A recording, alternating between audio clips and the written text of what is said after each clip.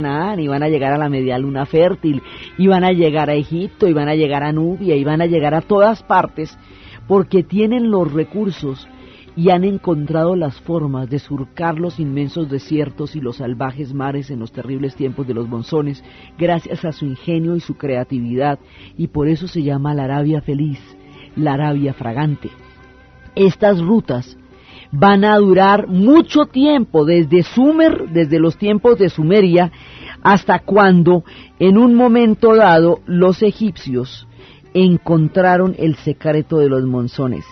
Y cuando encontraron el secreto de los monzones, porque aquí ya habíamos pasado por la era de los abisinios, por las conquistas de los persas, habían pasado muchos pueblos por allá y esta gente seguía con sus maravillas.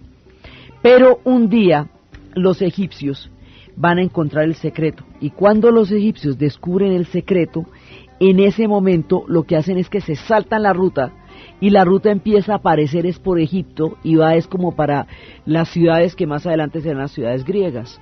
Entonces, ahí en ese momento esta gente queda fuera de la esquina del movimiento, y cuando quedan fuera de la esquina del movimiento se va a perder el tiempo de la Arabia feliz.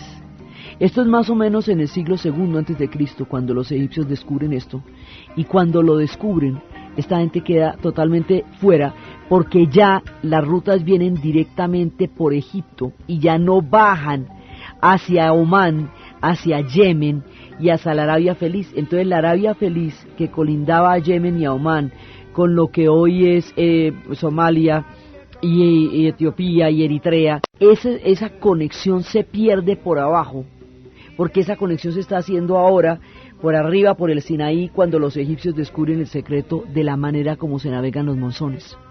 Entonces, en ese tiempo, es más o menos siglo II antes de Cristo, en ese tiempo es cuando finalmente el tiempo de la Arabia feliz y de la Arabia fragante entra en decadencia. Las grandes ciudades como Petra van a entrar en una crisis terrible, se acabó todo aquello que los hizo felices y los hizo famosos y los hizo dueños del mundo, míticos, encantadores y fragantes, y empiezan a entrar en una decadencia y en un olvido en el tiempo, y ahí van a quedar totalmente olvidados durante un poco de siglos, hasta que mucho más adelante, allí en la Kaaba, allí en la Meca, uno de los comerciantes que todos estos pueblos eran, aquí todo el mundo es comerciante, los cananeos son comerciantes, los árabes son comerciantes, los hebreos son comerciantes, es lo que se hace cuando usted está alrededor de dos imperios que son Mesopotamia y Egipto, y está en todo el punto intermedio entre esos dos grandes núcleos de civilización, comercia entre ellos. Y eso era lo que hacía esta gente común y corriente, solamente que lo hacía con un prodigio grandísimo. Por un lado estaba la gente de la Arabia feliz abajo, y por otro lado estaban los fenicios arriba, creando grandes rutas de comercio. Entonces resulta que esta gente va a entrar en el olvido, en el total olvido, cuando se acaba la utilización de la ruta de la Arabia feliz, de la calzada del incienso, hasta cuando uno de estos comerciantes, que son los árabes del desierto, va a tener una revelación. Esa revelación se le va a presentar a través de la figura del arcángel San Gabriel. El que va a tener la revelación y va a abandonar su vida de comerciante y va a empezar a llevar por todas partes el mensaje de la revelación que le ha dado Alá, se llama Mahoma. Y será el comienzo del Islam, pero eso es muchísimo tiempo después, porque Mahoma empieza su peregrinación en el año 622, que es cuando se cuenta el año 1 de la era musulmana, el año ya de mucho tiempo después de Cristo, 622 después de Cristo, y la ruta de la Arabia feliz ha muerto hacia el siglo I antes de Cristo. Entonces todo ese tiempo de olvido, todo ese tiempo en el cual no se sabe de ellos, la actual civilización islámica lo llama en el tiempo de los árabes aturdidos, el tiempo de la Arabia aturdida, porque es un tiempo de silencio y de olvido.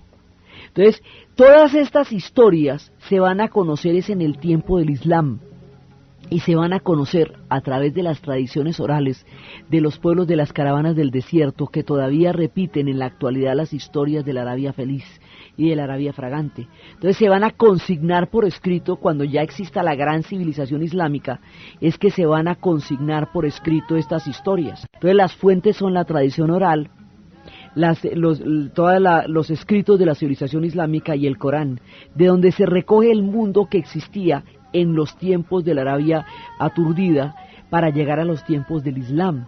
Entonces, de nuevo, cuando el Islam empiece a desarrollarse, de nuevo en la Kaaba y de nuevo en la Meca, de nuevo en esta ciudad de tanto tiempo atrás mencionada, existente desde el comienzo de los tiempos, se conocerán las grandes civilizaciones, los grandes esplendores, las grandes maravillas que una y otra vez han florecido de las arenas del desierto.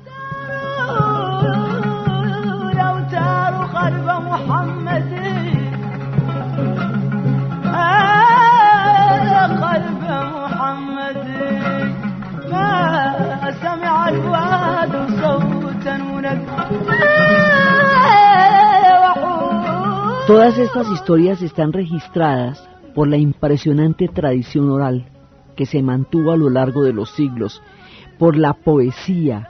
Esta gente va contando y va desarrollando una poesía y unos registros que van a proporcionar un sentido de la historia y de la cohesión, a pesar de la dispersión en la que estos pueblos viven, porque estos pueblos son pueblos del desierto, son muchos pueblos beduinos, son pueblos que están en caravanas moviéndose por todas partes alrededor de los pozos.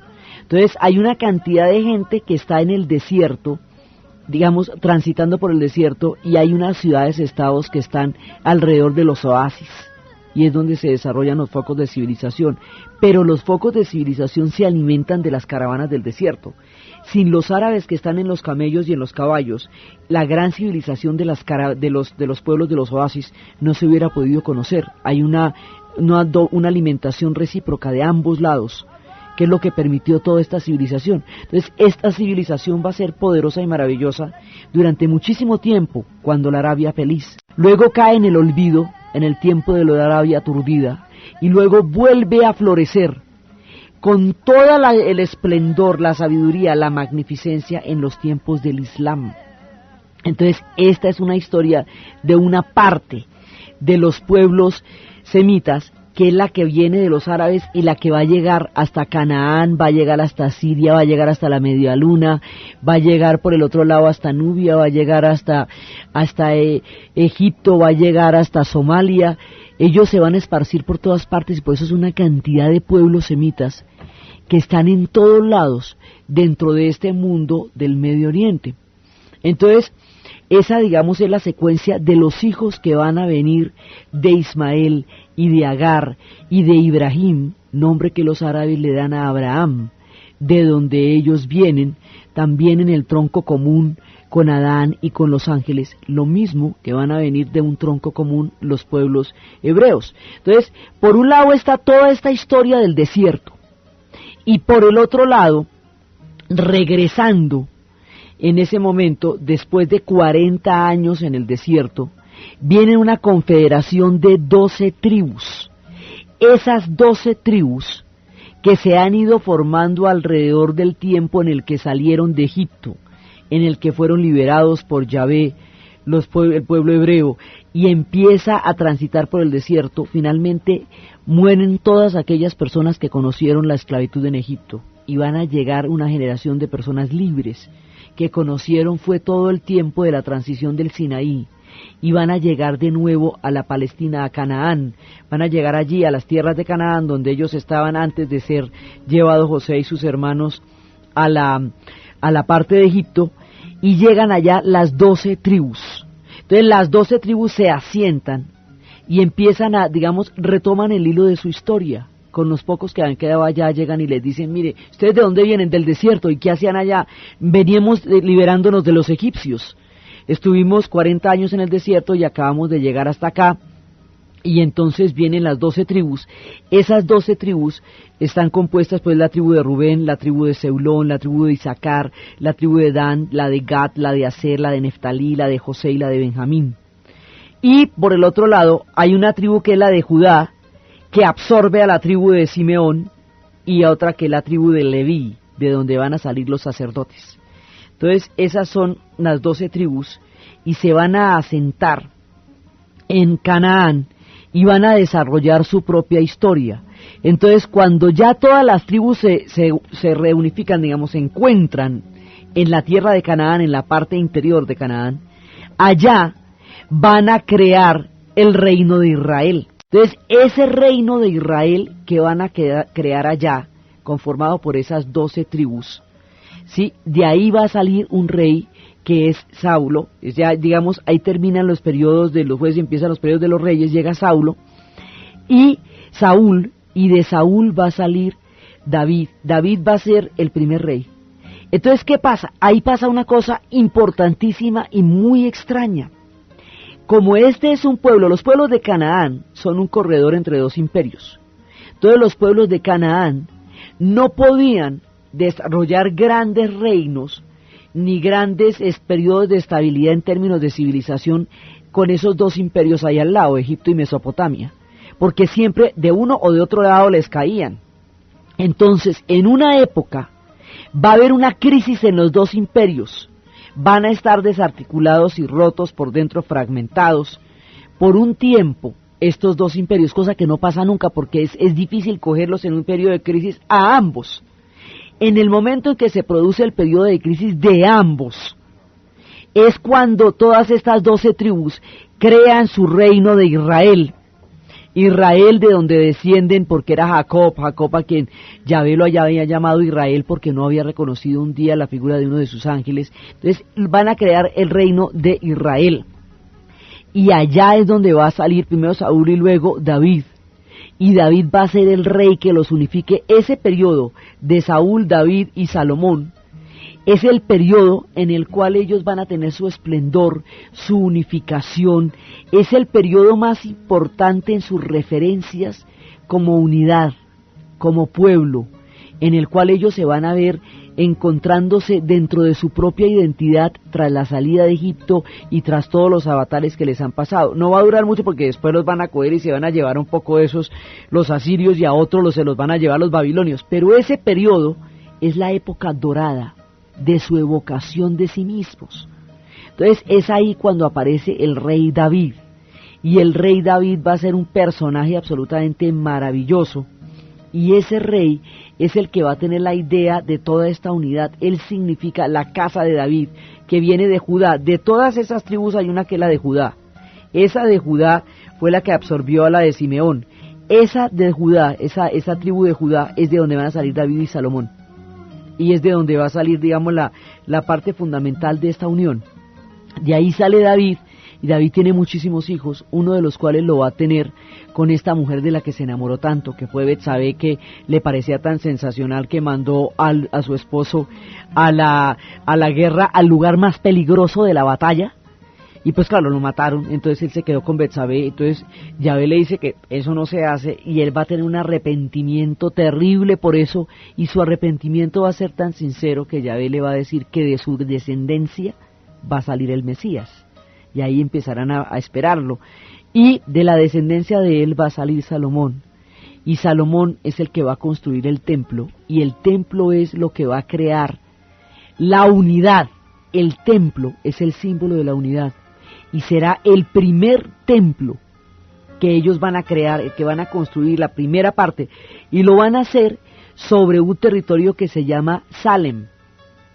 Ese territorio que se llama Salem lo van a bautizar de manera sagrada Jerusalén. Pero como Jerusalén es un nombre sagrado, ninguna otra ciudad se llama así, pero en cambio Salem sí. Salem hay muchas ciudades, como Salem, el Salem de los Estados Unidos, donde tuvieron lugar la terrible cacería de brujas, de las brujas de Salem. Todo eso viene de este territorio. Entonces se va a edificar el templo de Salomón, pero ese templo no puede tener las piedras que edifiquen ese templo, no pueden tener la mano del metal, o sea, no pueden ser cortadas, porque si se cortan, el metal quita la pureza, la energía que se necesita para construir ese templo. Entonces Salomón se pone a averiguar, porque Salomón va a montar un templo tremendo, con los cedros del Líbano, que van llegando con todas las diferentes materiales de todo el mundo antiguo. Va a ser un templo absolutamente maravilloso. pero tiene el problema de cómo va a cortar esa piedra. Y como no sabe cómo va a cortar esa piedra, le cuentan de un gusano que se llama el Shemá, y esos gusanos Shemás se consiguen en lo profundo del